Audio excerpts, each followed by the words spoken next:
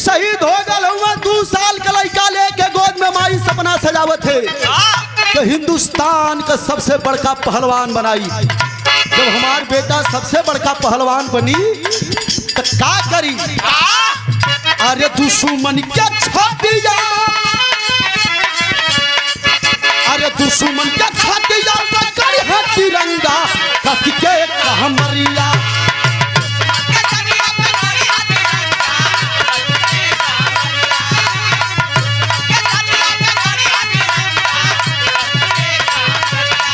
अरे दुश्मन क्या छातिया करी है तिरंगा कस के कहमरिया।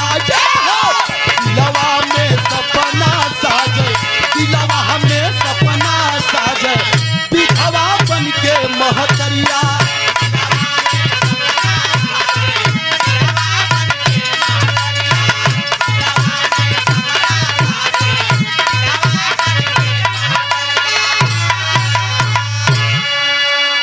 ₹101 का पुरस्कार हमारे प्रमोद भैया एसी वाले, हमारे राम नारायण बाबूजी मुच्छड़ बाबूजी का लड़का हूँ। आपके तरफ से ₹101 का पुरस्कार आपके श्री चरणों में प्रणाम। सब भैया लोगों के प्रणाम नमस्कार। इनाम बहुत आप लोग देहला तो इस सब प्रेम से बिरहा सुन लिया हमने का गावल सफल हो जाए।